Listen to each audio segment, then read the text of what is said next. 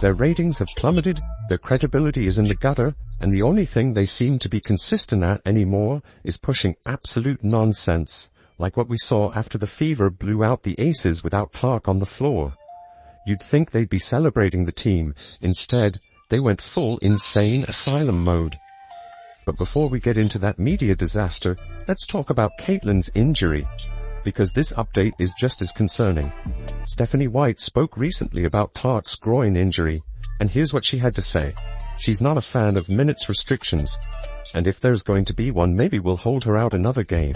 Okay, so we're already admitting Clark wants to play. She's eager, she's pushing to get back, and yet we're debating whether she's ready because we're afraid of setbacks. But here's the real question no one seems willing to ask. Was Caitlin Clark rushed back too soon from the quad injury, which then turned into this groin issue? Because if that's the case, we're not just talking about bad luck.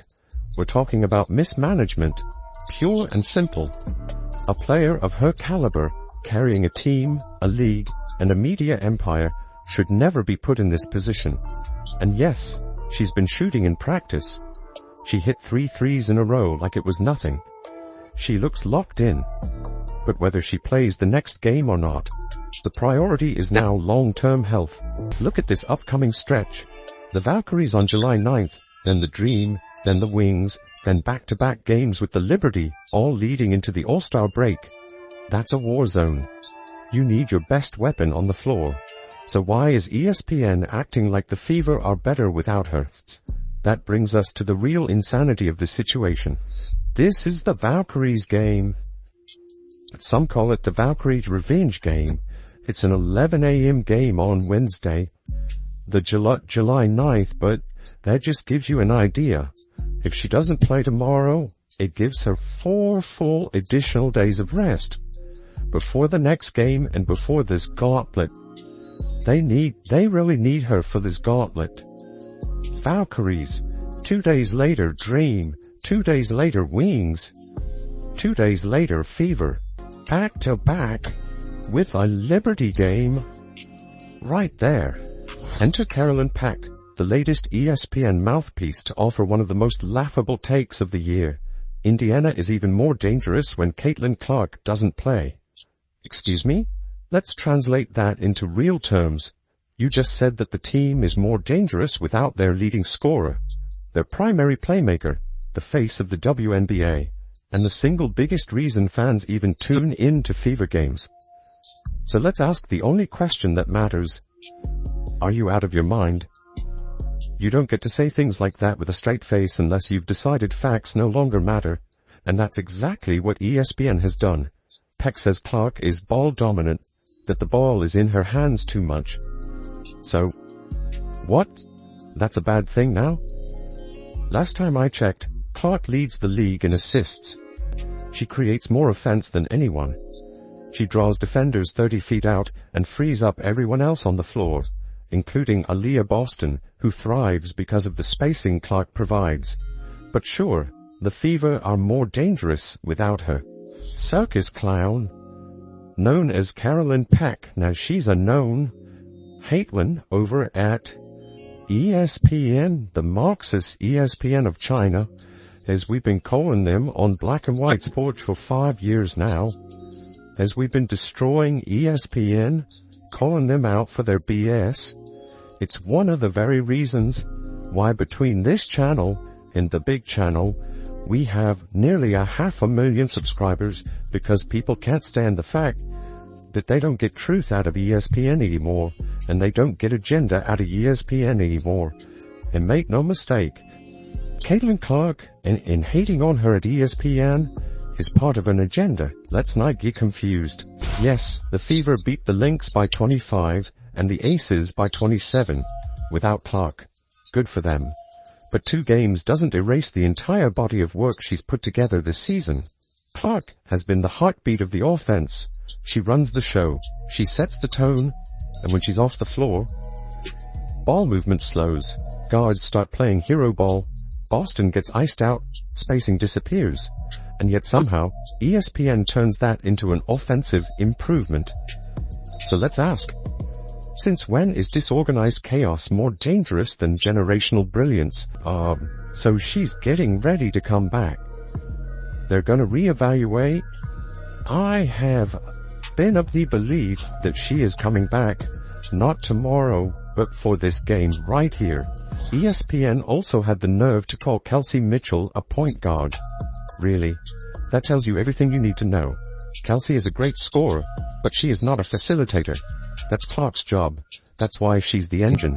In fact, Caitlin Clark and Aaliyah Boston are literally the modern-day Stockton and Malone. One sets the table, the other eats. It's beautiful, it's efficient, and it works. Take Clark out of that equation, and what you're left with is a team just trying to survive. So how did ESPN turn survival into improvement? Because they have an agenda. Let's stop pretending otherwise. This isn't just about basketball. This is about ideology. ESPN is running a full-blown agenda, and Caitlin Clark doesn't fit their script. They want players who say the right things, push the right talking points, pander to the right crowd. And when you're a straight-shooting, unapologetic, white Midwestern girl who just wants to hoop, well, then you're a threat. Let's be real. ESPN has spent years shoving certain players down our throats, especially Angel Reese, despite horrific inefficiency, tantrums on the court, and social media gimmicks. And now they want to tell us that Clark, the player who actually wins, actually sells out games, and actually produces, is the problem?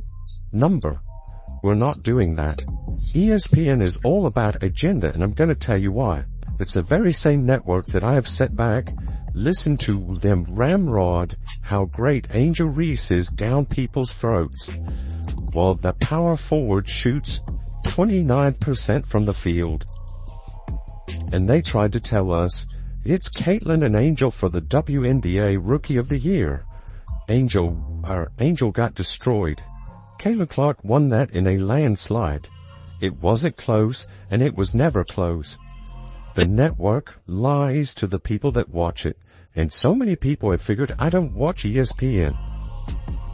Unless it is for a live game, an actual live NFL game, Major League Baseball, which I think they're losing, or the WNBA, or a live event. And this is why I don't consume their studio shows. It's gotten so ridiculous that fans are mocking ESPN with memes like, in other news, Michael Jordan is holding back the Bulls. That's where we are now. We've reached Michael Jordan logic. Take out the best player, and somehow the team is better. It's laughable, and fans see right through it. Now let's not give the Fever staff a full pass here either. Let's ask, why was Clark playing such heavy minutes when she was clearly banged up? Why did it take an injury to finally adjust the offense and give other players real responsibility? And why does this team still look lost without her organizing every possession? Stephanie White has looked better lately, but that doesn't erase early season mistakes. You have a once-in-a-generation player, and you need to build around her, not just survive when she's gone. Do I still have questions about Stephanie White's ability to correctly use Caitlin Clark? Yeah, I do.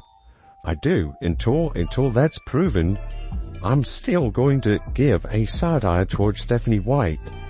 Alright, she's looked much better the last couple of games, but she's got to be able to offensively figure it out with one of the most dangerous weapons in the league. Alright, you can see this right here. She's a clown. The Fever had the Valkyries and Aces blown out. Cece was just playing injured. That's the thing. I think she's been injured for a minute. And it caused her some issues, particularly with shooting the three-point ball. And I've said that for 3 weeks now. Alright, this was Ken Swift that posted this. I mean, it's crazy. It's crazy. First team All-Caitlin. More dangerous without Caitlin Clark. Get the F out. I posted this too, folks. And I got a really good response in other historical news. Michael Jordan is holding the Chicago Bulls back from NBA dominance. Let's be honest. If Caitlin Clark were someone else, someone who fit the narrative, the coverage would be completely different. When Clark plays through pain, she's selfish. When Angel Reese yells at refs, she's passionate. When Clark wins Roy by a landslide, it was close, apparently. When Reese shoots 29%, she's just learning the pro game.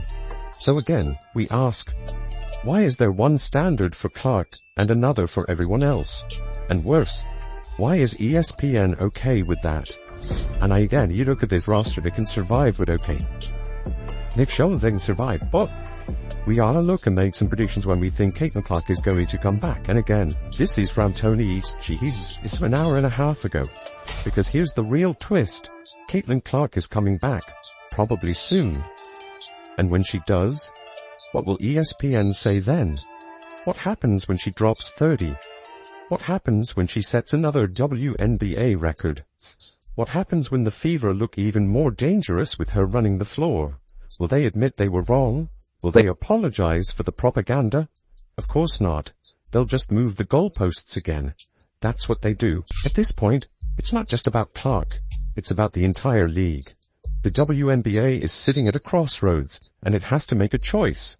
Grow the game, or gatekeep it. Because fans didn't show up this year for identity politics.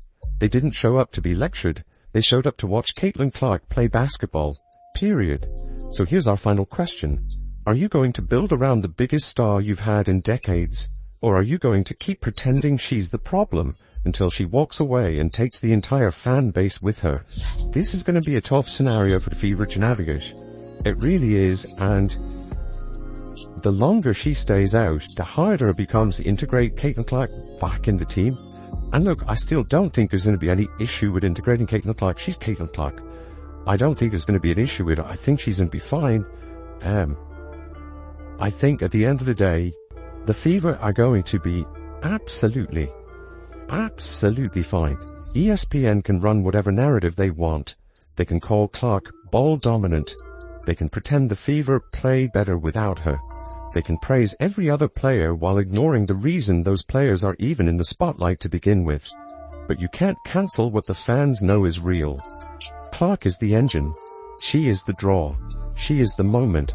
And when she returns, healthy, locked in, and motivated, the entire WNBA will remember exactly why they should have never doubted her in the first place.